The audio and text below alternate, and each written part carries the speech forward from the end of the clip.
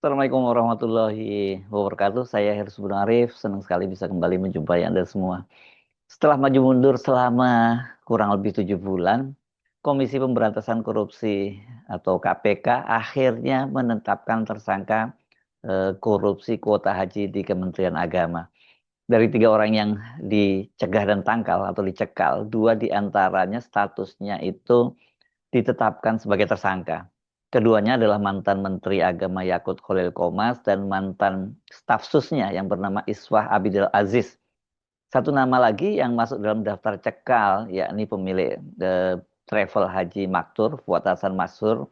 Statusnya sampai sekarang belum jelas. Penetapan Yakut dan stafnya sebagai tersangka itu menjadi momen yang banyak ditunggu dan itu setidaknya mengakhiri spekulasi di seputar kasus korupsi kuota haji tambahan 2024.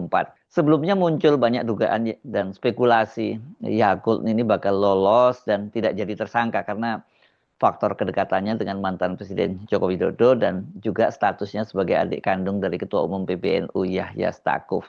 Orang seperti Sylvester Matutina saja dilindungi sampai sekarang, dia juga tidak segera dieksekusi padahal dia sudah inkrah ya putusan hukumnya, apalagi orang seperti eh, Yakul Kolil Komas yang ini punya kedekatan dengan mantan presiden dan juga kan sudah muncul semacam stigma dari publik bahwa KPK itu yang sekarang ini ya memang masih di bawah kendalinya Jokowi. Jadi kalau ada orang-orang dekatnya Jokowi terseret kasus itu mereka dipastikan aman-aman saja. Sementara kalau lawan-lawan politiknya Jokowi pasti akan langsung dilibas. Itu persepsi publik ya, yang mau nggak mau gitu kemungkinan akan mendapat pembenaran ketika kasus ini misalnya tidak segera statusnya jadi tersangka dan kemudian juga dibawa ke pengadilan. Ini memang nggak berlebihan sekali lagi ya karena ini terkesan kasusnya maju mundur. KPK ini ketika menetapkan status dari penyelidikan ke penyidikan itu kan juga kita masih ingat menggunakan sprindik umum. Sprindik umum itu dengan artinya tidak menyebut siapa nama tersangkanya. Jadi sudah naik ke statusnya penyidikan tapi belum ada tersangkanya. Nah, ini yang kemudian bukan hanya membuat publik bertanya-tanya, bahkan petinggi maupun penyidik dari KPK sendiri juga bingung. Saya menyimak misalnya Yudi Purnomo Harhab ini penyidik yang juga dia menjadi apa waktu itu ya wadah wadah pegawai KPK ya semacam ketua wadah pegawai KPK. Dia dalam wawancaranya di Metro TV dia menyatakan itulah yang membuat saya terkejut sampai saya keluar dari KPK tidak pernah saya menangani kasus yang naik ke penyidikan namun tersangkanya tidak ada. Ini benar-benar KPK gaya baru kata dia, satir ini ya. Bagi Yudi, ini merupakan bentuk anomali. Dia menyatakan jika KPK telah menaikkan status penyidikan, seharusnya tersangkanya juga sudah ditetapkan. Saya pikir ini suatu hal yang sangat janggal. Apa sih yang sebenarnya ditunggu oleh KPK? Toh sebenarnya proses penyelidikan pasti sama dengan setiap kasus. Ketika naik ke penyidikan pasti sudah ditemukan 2 alat bukti yang cukup dan jangan ragu untuk menetapkan tersangka. Saya kira benar apa yang disampaikan oleh Yudi Purnomo ini. Bahkan yang lebih khas lagi di KPK itu, saya mendengar misalnya pernyataan dari mantan Wakil Ketua KPK Saud Situmorang ya.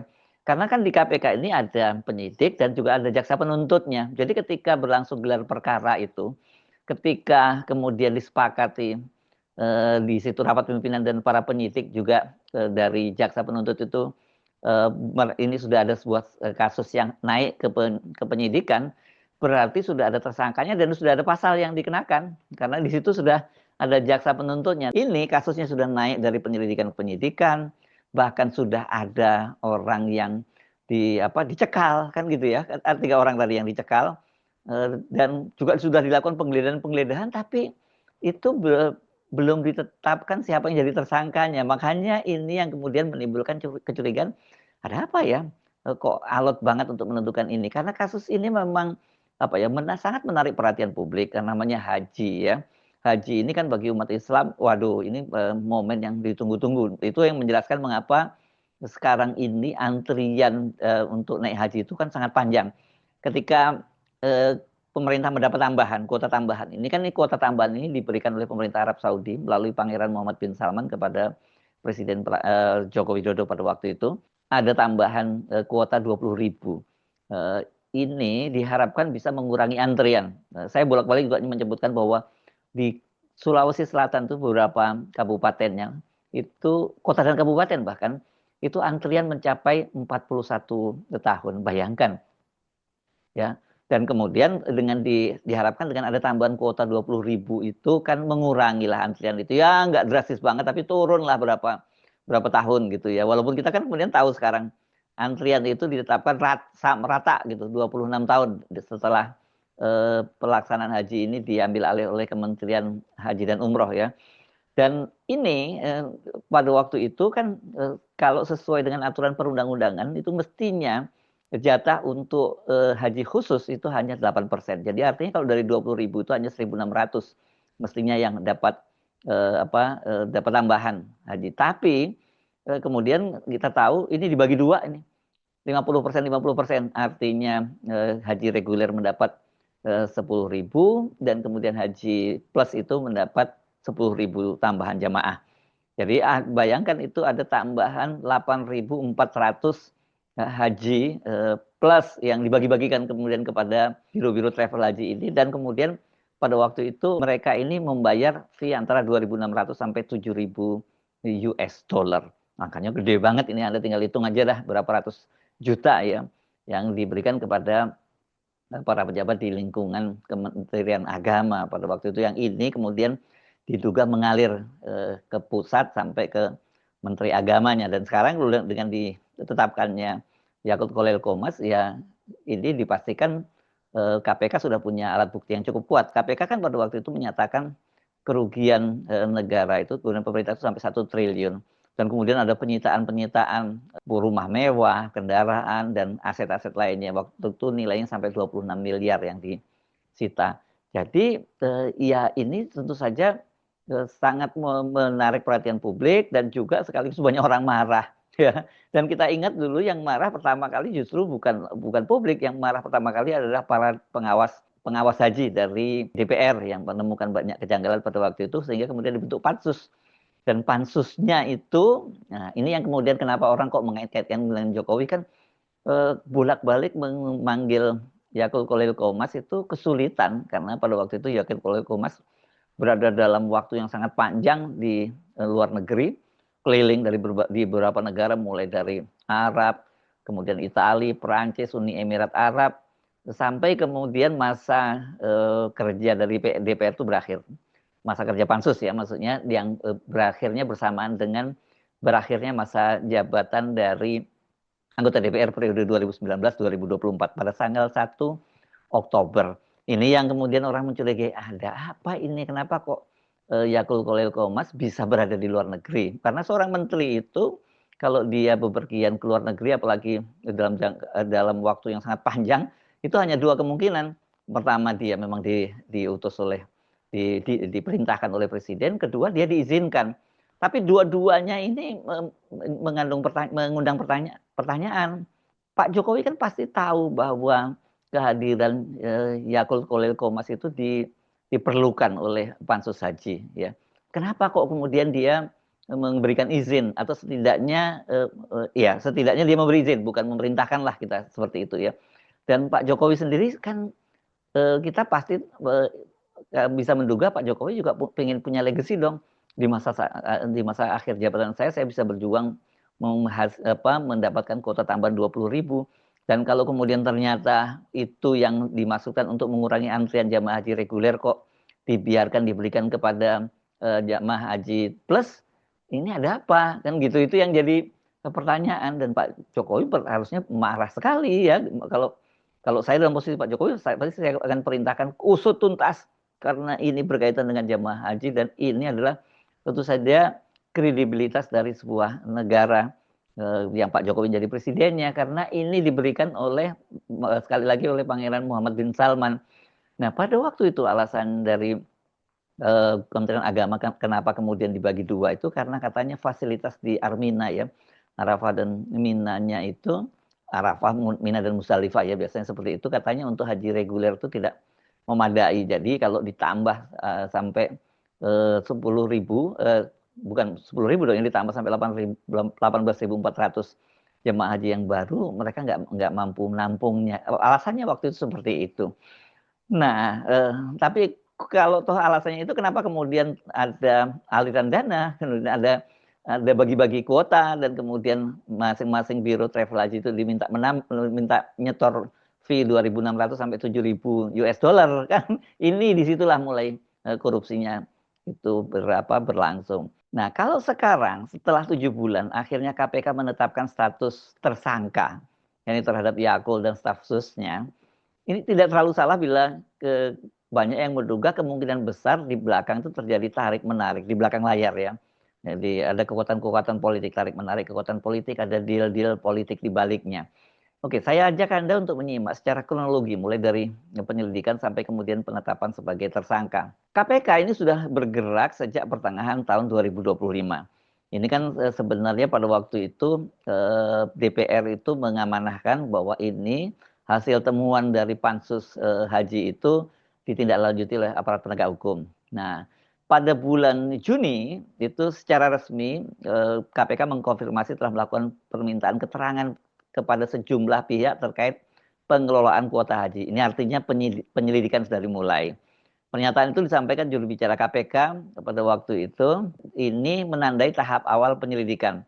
Ini fase penyelidikan ini biasanya dilakukan secara tertutup ya, karena KPK itu mulai menelusuri satu persatu alat-alat bukti, terus kemudian apakah ada peristiwa tindak pidana atau tidak gitu.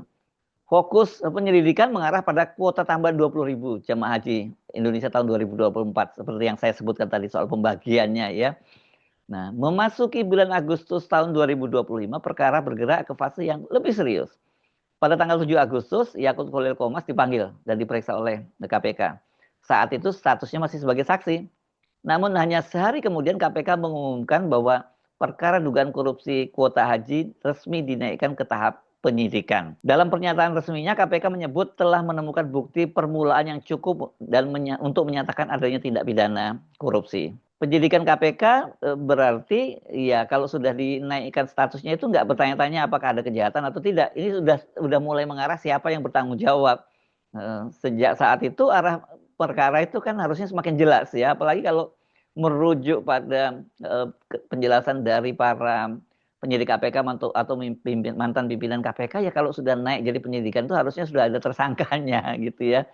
Nah, pada tanggal 11 Agustus 2025 KPK mengambil langkah yang agak membingungkan sebenarnya, karena melakukan pencegahan ke luar negeri. 3 nama yang dicekal yakni Yakult Khalil Qomas, mantan Menteri Agama, Iswah Abidul Aziz, staf khusus Menteri Agama, dan Fuad Hasan Masyur, pemilik Biro Perjalanan Haji Maktur. Nah, padahal mereka ini belum jadi tersangkanya ya.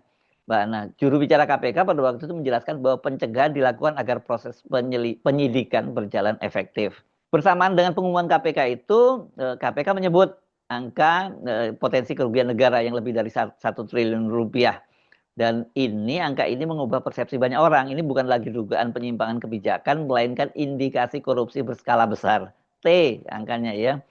Tidak lama kemudian KPK itu langsung turun ke lapangan. Pada tanggal 13 Agustus, kantor Direktorat Jenderal Penyelenggaraan Haji dan Umroh di Kementerian Agama digeledah. Dan juru bicara KPK menyampaikan bahwa penggeledahan dilakukan untuk mencari dan mengamankan dokumen yang relevan dengan perkara. 2 hari berselang, giliran kantor Maktur Travel yang digeledah.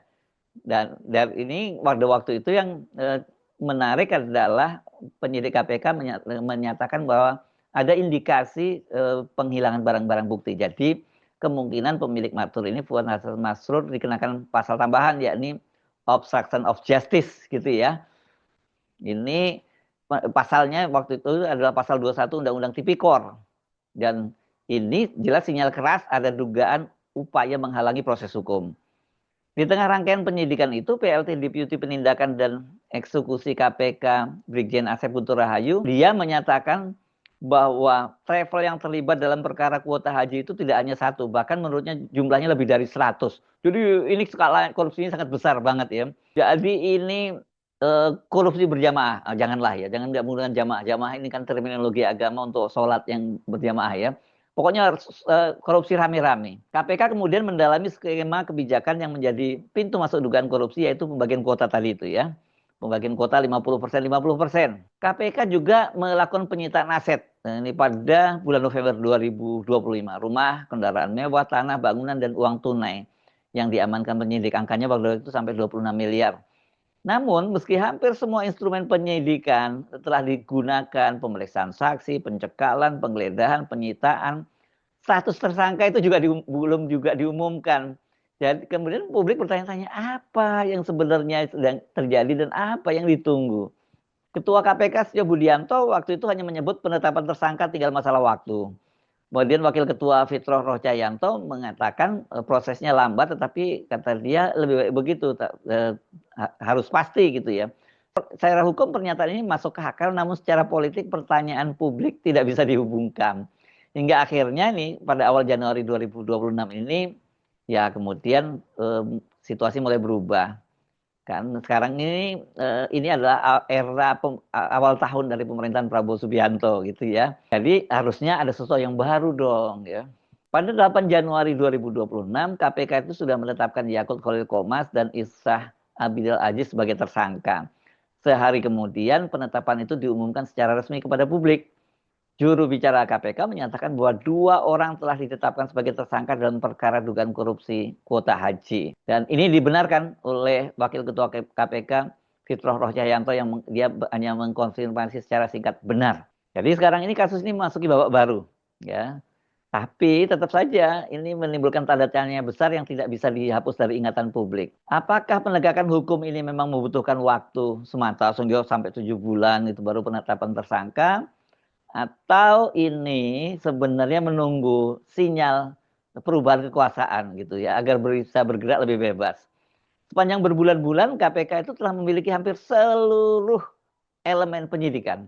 Tapi tersangka baru diumumkan ya sekarang ini awal tahun ini. Jadi saya nggak salah kalau banyak yang menyebutnya bahwa kasus kuota haji ini menjadi ujian awal politik dan hukum pemerintahan Prabowo.